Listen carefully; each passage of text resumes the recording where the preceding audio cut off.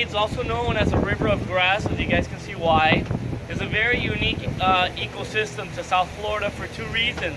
Number one, most importantly, this is South Florida's drinking water, okay? Not the water that you guys see here on top, but beneath the Everglades, between 75 and 150 feet down, you have what's called the Biscayne Bay Aquifer. It's natural pockets of spring water. And since Florida sits on limestone, and limestone is a very porous rock, that water seeps through that limestone, makes its way to the top of the Everglades, and it's what helps create the flow. This river actually begins about 100 miles north of the road that brought you guys out here to the park. There's a reason why I bring up that road. I don't know if you noticed as we were coming out here how shallow the water is. How deep do you guys think the water is out here? Guesstimate. 2 feet? 2 feet? Anybody else? 3. 3? What do you girls say? 1 feet. You're the winner. You got it, yay! 1 foot, 12 inches, okay? It's not normal. Remember I showed you guys that dry area? That's why I stopped there. The reason I didn't stop there is because it's just too much wind. So I figured we'd come in here and kind of block a little bit of that wind. But that's an indication that this side of the Everglades is just too shallow. And that happens because of that road and the way that it was constructed. That road was built in the 1930s. And this park wasn't declared a national park until 1947. So that road, since this river begins 100 miles north of that road actually breaks the river in half, and it doesn't allow the right amount of water to flow from that side into this side and out into the Florida Bay. Because although the water may look like it's not moving today because it's windy, but there's some days that the water looks crystal, you know, like a piece of glass, you know, but it's actually moving about 1 mile every 24 hours, constantly emptying out into the Florida Bay. It goes from fresh water and it empties out into salt water, okay? And for that reason, it's the second reason why it's a very unique ecosystem, because it inhabits both American alligators and American crocodiles. All the ones we're going to see today are only going to be alligators. You'll never see a crocodile this far into the Everglades. Crocodiles prefer salt water, however they can live in both. But I'll tell you guys more about them. Let's talk about the water. Now, since this water is constantly flowing out into the Florida Bay about 1 mile every 24 hours, and we average maybe about 12 inches of water on this side of the park, for us, hurricane season is vital, okay? And it runs between June and November. During that period of time, we get rain every single day. But at the same time, this water is constantly flowing out into the Florida Bay, and we lose an average of 1 to 2 inches of water per day. During hurricane season, it's not a problem because it gets replenished with the rain. But after hurricane season, after November, between November and about March, when the rain becomes more sporadic, that becomes a problem. Because we're still losing water, but we're not getting it replenished with rain. So what happens is this side of the Everglades starts to dry up. And on a really hot day, or for example, a windy day like today, which is pushing the water out even faster, we lose even more water, okay? So when the Indians lived out here, the Mekasukis and the Seminoles, right here to my right, this big massive trees that we came around the other side, this is called a hammock. A hammock is just like an island. You cut off all those trees, that's all solid ground, there's no water running through there. This one in particular has a lot of history to it. It's called Indian Hammock. And if you guys want, when you go home, you can Google Maps and look at the Everglades. This is the largest one. This one is over 1,000 years old, okay? These right here are anywhere between 200 to 300 years old. This is how they start. That's what they continue to look like, okay?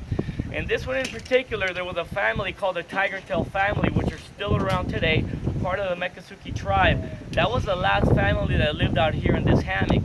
But obviously we know that the Indians lived out here for thousands of years before that road was even built. Right after they built that road, there were still remaining Indians that were still living out here in the Everglades. So what happens is that road was basically, you know, creating these droughts. So they had to figure out another way to stay hydrated. And the way that they figured it out was by observing the animals. All right, normally I would get a little closer, but the water's so shallow we can't. As we exit the trail, I will get over and I'll pull some out for you guys. This is called needle grass. The next grass over, the tall one, that's called sawgrass. Before the trees, that's called sawgrass. That sawgrass is probably the most important piece of vegetation for both the Indians and the animal survival, because as the Everglades starts to dry up, the root to the plant acts kind of like a filter. It stores and maintains the water inside. So the Indians noticed every time the Everglades would dry up and there was no water out here, and I'm telling you guys, when I mean no water, you could walk from the park all the way down to the Florida Bay and you won't even touch a 4 inch of water. That's how dry it gets, okay? So the animals would be chewing on the root, extracting the water out of it.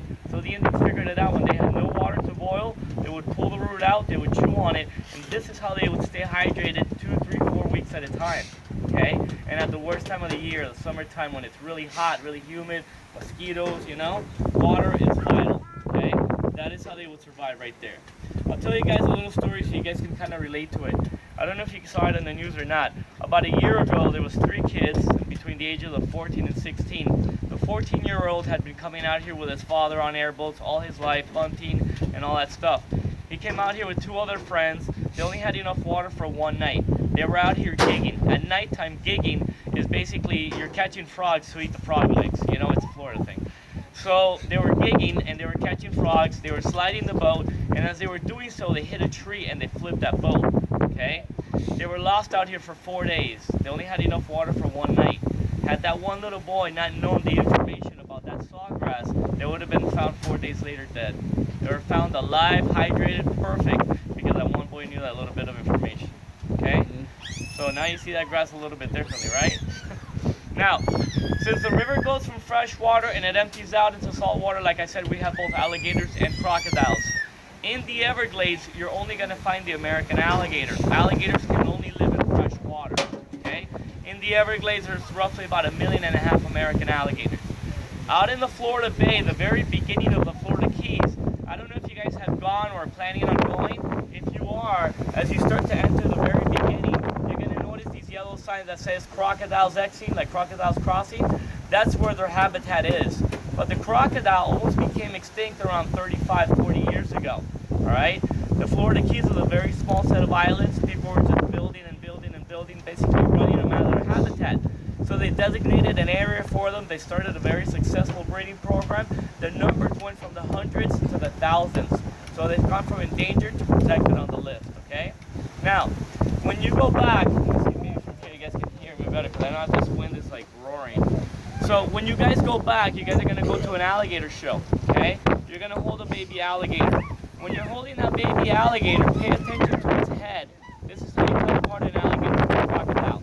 Alligators have a much wider head, much more rounded snout. The alligator's top jaw is bigger than their bottom jaw. When they close their mouth, you're only gonna see the top row of teeth in an alligator, okay? When a crocodile, both upper and lower jaws are the same size. They're very long and narrow. When they close their mouth, their teeth are gonna interlock. Now, you're gonna see top and bottom teeth. But the biggest physical difference between an alligator and a crocodile is the fact that, give me 1 second guys, let them open it. Otherwise I'm talking to myself.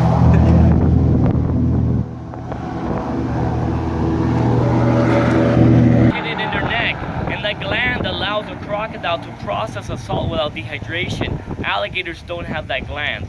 So if an alligator leaves the Everglades where it's fresh water and ends up in salt water, they could die of dehydration. They could make it back and basically flush out that salt water, but if they don't do so within time, they'll die of dehydration, okay? So that's really the biggest difference between the two. Alligators, a little bit smaller than crocodiles. Crocodiles get to be maybe 14, 15 feet. The American alligator maybe 12 to 13 feet, which is still pretty big.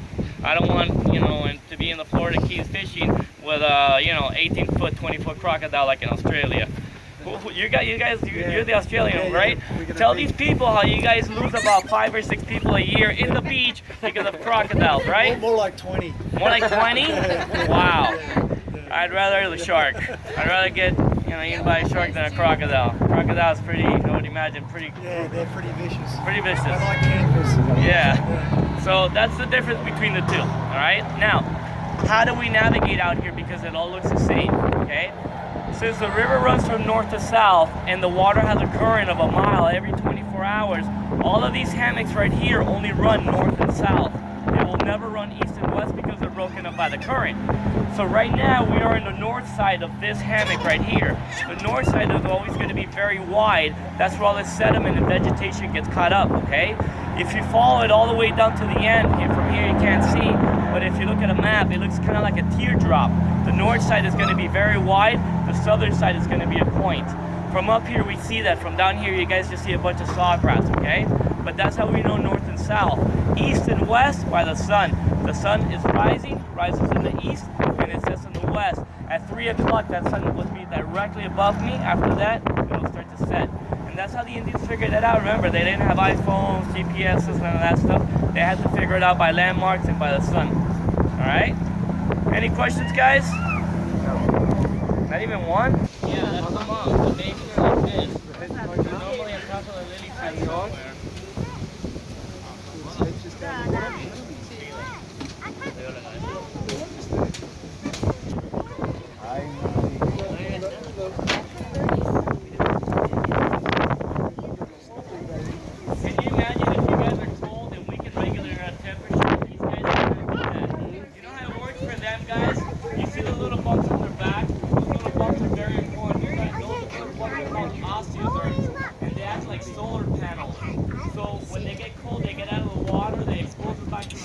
These alligators doing, this is what they do 90% of the time.